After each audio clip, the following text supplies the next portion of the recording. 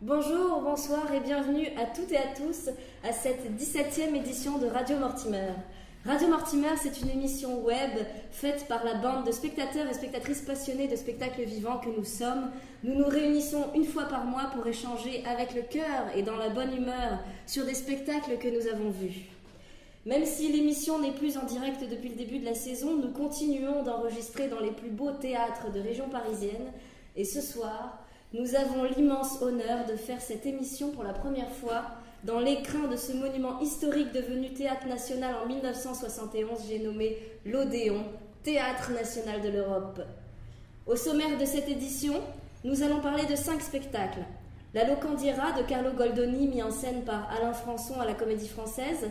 J'ai rencontré Dieu sur Facebook, écrit et mis en scène par Ahmed Madani. J'abandonne une partie de moi que j'adapte. Création collective du groupe Nabla, mise en scène par Justine Lequette. Joueur Mao 2 Lénon, d'après Don DeLillo, mis en scène par Julien Gosselin au Théâtre de l'Odéon. Et enfin, La Bible, vaste entreprise de colonisation d'une planète habitable, écrit et mis en scène par Céline Champineau au Théâtre de la Bastille.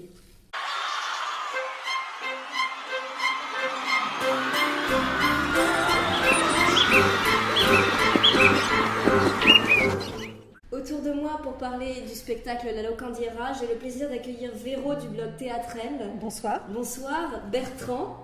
Bonsoir. Bonsoir Bertrand et Thibaut alias Titi Katiam. Bonsoir. Bonsoir. Mirandolina est une locandira, c'est-à-dire une aubergiste, qui se fait aimer de tous les hommes de sa clientèle. Parmi ces hommes, un marquis et un comte se concurrencent pour la séduire. Le seul qui semble insensible au charme de Mirandolina, c'est un chevalier sexiste et misogyne qui se tient à distance de la junte féminine car il s'en méfie. L'aubergiste se met alors au défi de séduire le chevalier.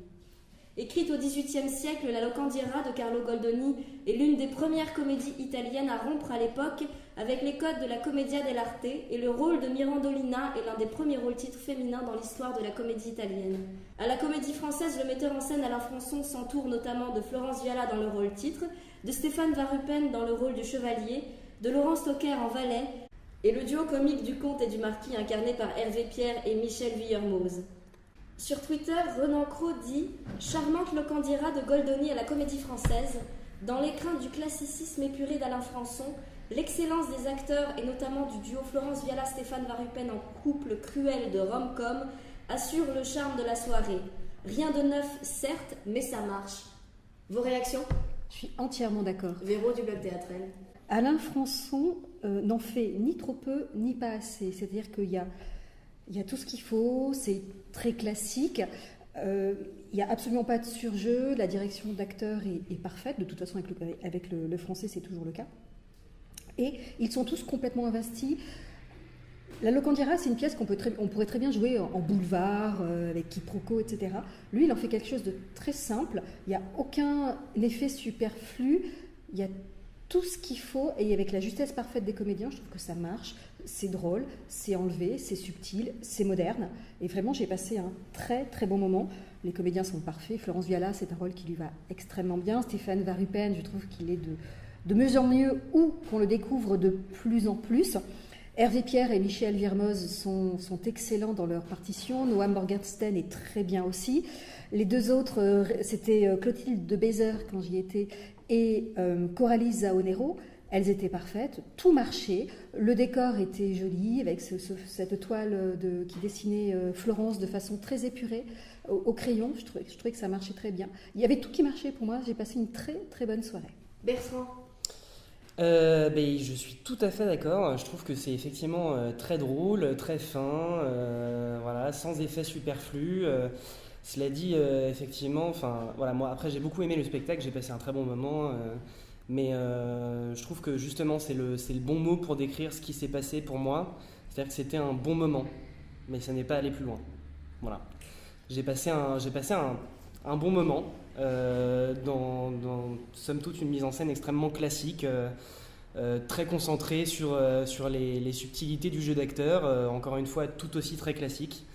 Et idem, la scénographie très classique, les costumes très classiques, voilà. Donc ça m'a fait passer un bon moment, mais vraiment pas plus. D'accord. Thibaut? Moi, j'ai trouvé que c'était une réussite. Oui, on entend magnifiquement ce texte et les atermoiements d'une femme au XVIIIe siècle. Ce qui m'a plus surpris, en fait, c'est la fin. Mais là, c'est le texte lui-même que je questionne, avec l'acceptation par Mandolina de son destin de femme et comment dire, du destin qu'a choisi son père pour elle, puisqu'elle va épouser l'homme de sa condition et donc retourner, accepter quelque chose qui avait déjà été décidé par son père, alors qu'elle aurait pu gagner en liberté, soit avec les deux nobles désargentés qui la courtisaient, soit avec cette histoire avec l'histoire d'amour qui commençait à naître, et avec cette liberté et cet amour inédit qui s'offrait à elle. Et là, je questionne même l'écriture de Goldoni, en fait, puisque dans cette histoire de femme libre, elle ne va pas jusqu'au bout de sa liberté, et elle s'oppose à ce... il y a le refus de cette liberté presque à la fin, puisqu'elle ne va pas avec cet homme qui n'est pas de sa classe et qu'elle est parvenue à séduire. Et donc je trouve que Goldoni n'est pas allé jusqu'au bout vraiment de son propos. Il aurait pu rompre justement avec tous les codes et montrer un féminisme éclatant à ce moment-là. Mais Mélina tout à l'heure parlait de rom-com, et effectivement, mais là on n'est pas non plus dans Pretty Woman, c'est du Goldoni. Donc je trouve que ça colle à l'époque. Déjà, pour l'époque, elle est quand même assez libre. Je ne vais pas dire libérée, elle est libre de séduire, de se laisser séduire. Alors effectivement, c'est pour faire marcher son auberge. On n'imagine pas qu'elle cède au marquis et au comte. Elle reste quand même très sage, mais dans sa façon de gérer sa boutique, de subir, supporter, encourager les avances de ces hommes, il y a quand même une certaine modernité. Et je trouve que la modernité, elle est surtout dans la dénonciation par Goldoni de l'attitude des hommes envers elle, qui sont quand même, ils n'ont pas du tout envie de l'épouser, ils ont juste envie de se la faire. Tout simplement, et d'être ses protecteurs. Et je trouve que c'est ça qui est chouette à entendre. On voit d'autant plus la défense du rôle des femmes, parce qu'en fait, elle est attaquée sur son métier de femme. Elle ne reprend le personnage joué par Stéphane Verhuppen que parce qu'il critique la qualité du linge. Toute la pièce part de là. Et il est évident que il y a aussi une dénonciation du désir des hommes, puisque dès que Stéphane Verhuppen tombe amoureux, ou en tout cas est séduit par Mirandolina, il y a le désir de la consommer immédiatement. Et c'est ce qui provoque un peu la folie et la démesure du dernier acte, où elle se retire de ce jeu de séduction. Mais je reste sur ma position en disant qu'il y aurait pu, on sent quand même, malgré ce désir soudain et violent de la part du chevalier, on sent qu'un amour serait possible entre eux.